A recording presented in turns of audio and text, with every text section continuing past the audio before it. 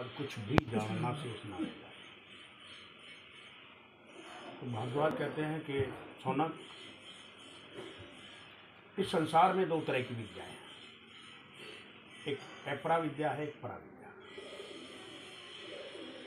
4 वेद, 6 शास्त्र, 18 पुराण, 9 व्याकरण, ये सब अपरा विद्या की तालीम है। इनको जानने के बाद भी हमें आत्मा को जानना बाकी रह जाता है। आत्मा को जानना अपरा विद्या के दायरे से बाहर है, यानी हमारे 9 दरवाजों के ऊपर की वो तालीम है। मनुष्य देह में छुपे हुए राज हमारी आत्मा हमारे 9 दरवाजों से ऊपर आकर उसका परिचय है।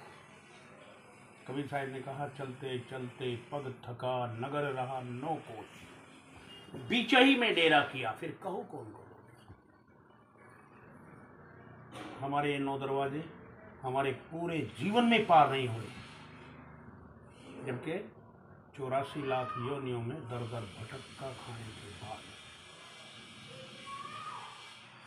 हम यहाँ कुछ समय के लिए आए,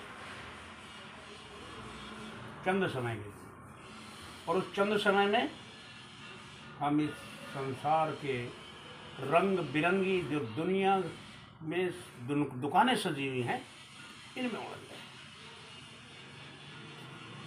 तुलसी साहिब हाथरस वाले लिखते हैं अपनी वाणी में, चश्मे दिल से देख यहाँ जो जो तमाशे हो रहे,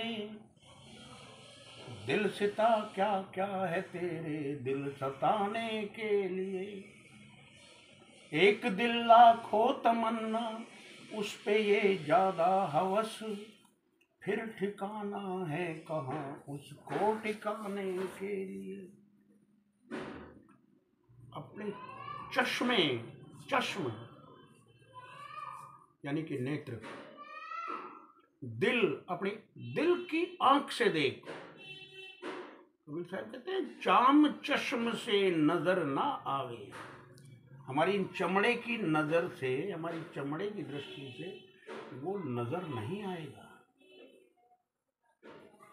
क्योंकि ये चमड़े की दृष्टि केवल माया के पदार्थों तक सीमित है।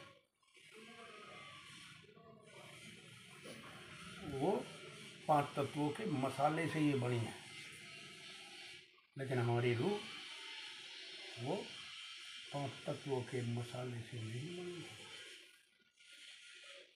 वो सतगुरु का, परमपिता परमात्मा कहो, भगवान कहो, गॉड कहो, अल्लाह कहो, किसी भी नाम से नवाजो, वो उस महाचैतन्यता के समुद्र का एक कतरा है, किरण है, वो अविनाशी है। उस अविनाशी सत्ता को देखने के लिए हमें अविनाशी के लेवल पर जाना पड़ेगा। अभी हमारी चमड़े की दृष्टि यहाँ विनाशकारी चीजों को देख रही है। तो इसलिए चाम चश्म से नजर ना आवे, खोज रूह के नैना। तो चश्मे दिल से देख, दिल की अंतर की आंख से देख, जो जो तमाशे हो। सारा जीवन हमारी इन 5 चेतनाओं को विकसित करने में लगता है, कोई शब्द की, कोई रूप की, कोई स्पर्श की, कोई गंध की, कोई रस की। कोई रस की चेतना को ज्यादा विकसित कर रहा है, कोई रूप की चेतना को ज्यादा विकसित कर रहा है, कोई गंध की, कोई शब्द की, कोई स्पर्श की। और जितना जिसके पास इस दुनिया का साजो सामान, धन संपदा है, वो उतनी ही ज्यादा चेतनाओं को विकसित करने में लगा है। जितना गरीब है उसकी लाचारी है, मजबूरी है, क्योंकि गरीबी हमें सिखाती है अधीनता, गरीबी हमें सिखाती है नम्रता। ऐसा नहीं सिखाता। गरीबी में नम्रता, अधीनता हमारी मजबूरी हो जाती है, लेकिन इसका मतलब ये नहीं कि केवल गरीब आदमी का ये खेल है। अरे भाई, नम्रता, अधीनता जहां भी होगी वहीं आ जाएगी।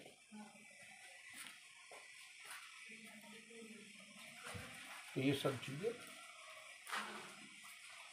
हमारी अंतर की हैं। अंतर के ही राज से हमने वाकिफ होना है। मनुष्य देह मिली भी इसीलिए है, अन्यथा भय, आहार, निंद्रा और मैथुन 4 चीज़ें हमारे अंदर हैं। 4 चीज़ें चराचर प्राणी में हैं, वनस्पति में भी है। फिर हमारी सुपीरियरता, हमारी विशेषता, हमारी खासियत किस चीज़ में है, हमारा पूरा जीवन चला जाता है, लेकिन हमें इसका ही भेद नहीं मिलता।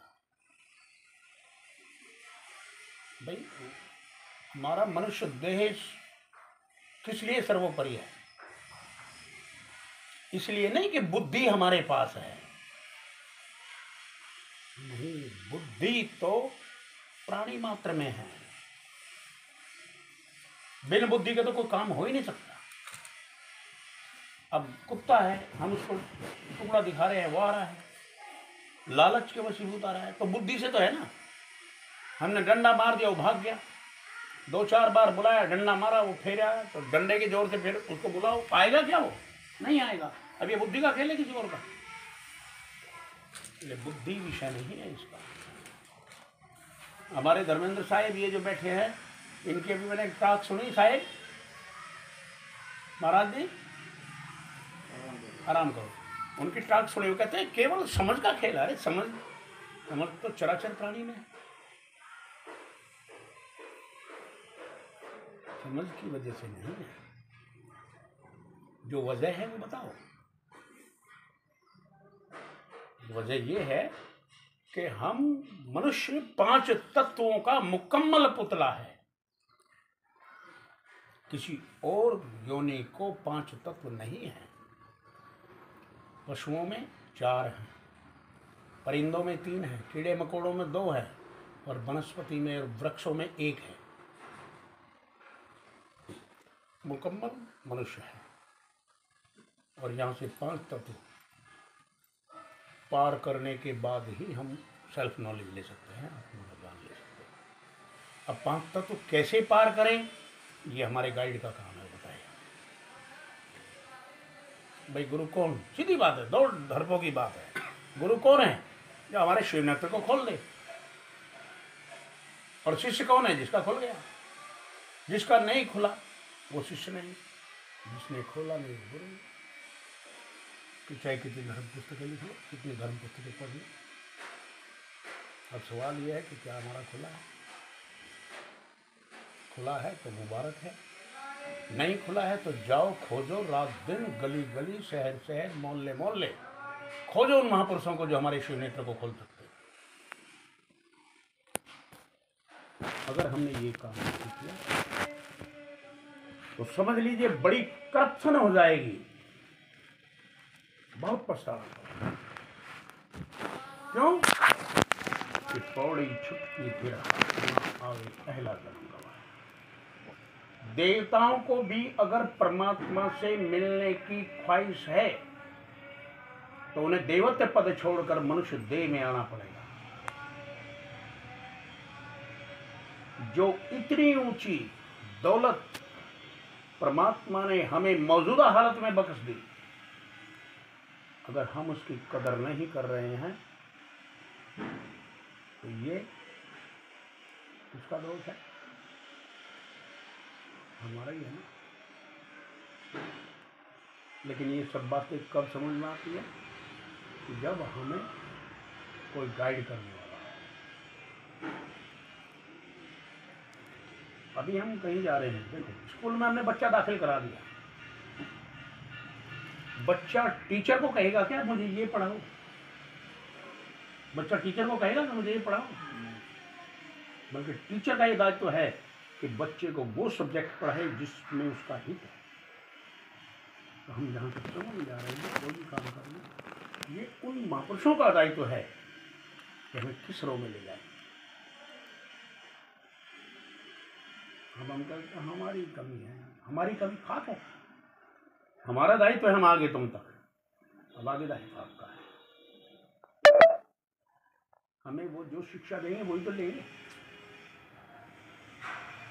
अब हमें शिक्षा कैसी मिलती है? वहाँ जाएंगे, देखेंगे सत्संगों में साखियाँ लिखी हैं। क्या लिखा है? संत मिलन को जाइए तजमाया अभिमान, जिन पगागे घरे छोटी यज्ञ समान। संत मिले यह सब टले काल जाल जम चोट, शीश नवावे ढह पड़े लख पापों की पोट। तीरथ गए एक फल, संत मिले फल चार, सतगुरु मिले अनेक फल, कहीं कभी विचार। क्या ये भी लिखते हैं? तो संत किसे कहते हैं? क्या ये भी लिखते हैं? संत लिखा लिखा है? क्यों? सारी गाय कोई शिष्य नहीं है क्या? संतों का नहीं है? होना चाहिए या है? होना चाहिए है। हाँ है, वही होना नहीं चाहिए है। स्कूल बिल्डिंग बहुत सुंदर हो,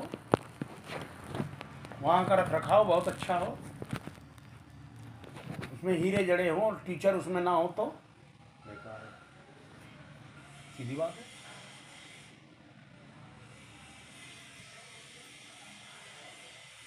तो हमें वो तालीम चाहिए जिस तालीम के जरिए से हम नर से नारायण में कन्वर्ट हो सके। मिली नर देह तुमको, बनाओ काज कुछ अपना। हम अपना काज बढ़ाएं। हमें नर देह मिली है, नर से नारायण में कन्वर्ट होने की प्रोसेस इसके अंदर है, नर से देवता बनने का प्रोसेस इसके अंदर है, नर से नारायण बनना, देवता बनना। वो कौन सी तालीम है? तालीम तो है, लेकिन कौन सी है? यही तो चाहिए हमें। कबीर साहब कहते हैं पशु की पहिया होता है, पशु की पहिया होता है। पशुओं की खाल की चमड़ी की जुतियां बनती हैं, बनती है कि नहीं? नर का कुछ ना है, बनता है इसका। जो नर करनी करे नर से नारायण होए। अब नर से नारायण में होने में क्या प्रोसेस चाहिए? हमें वो शिक्षा चाहिए, और कुछ नहीं। इससे कम में हमें कोई समझौता नहीं, सीधी बात।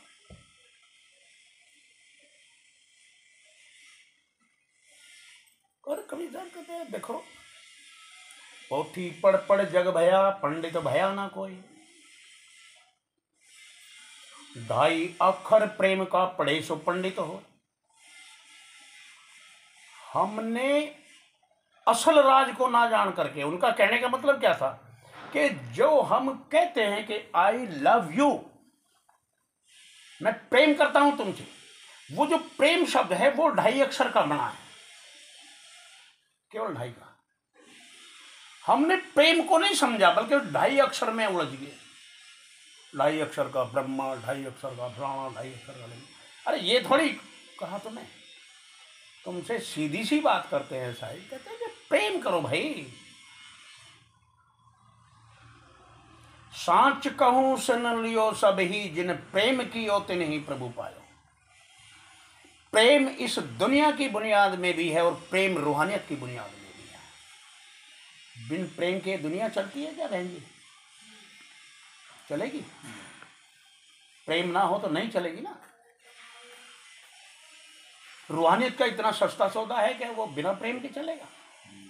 अब ये जो दुनिया का प्रेम है, ये 2.5 अक्षर वही है क्या? वो ब्रह्मा लिख रहा है या फलाना है? वेदों के वाक्य है क्या? 3 वाक्य है, अमर वाक्य। तम सो माँ ज्योतिर्गम है, अस्तो माँ सदगम है, मृत्योर माँ अमृतगम है। अभी से पहले हम देखते थे स्कूल में, कॉलेजों में, न्यायालयों में ये वाक्य लिखे मिलते थे, देखे होंगे ना। तम सो माँ ज्योतिर्गम है, ये संस्कृत भाषा है। तम मीन्स अंधकार, ज्योति मीन्स प्रकाश, गमे जाइए।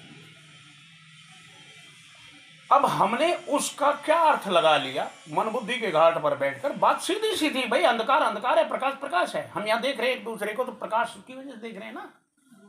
अगर अंधकार हो तो हम दिखेंगे।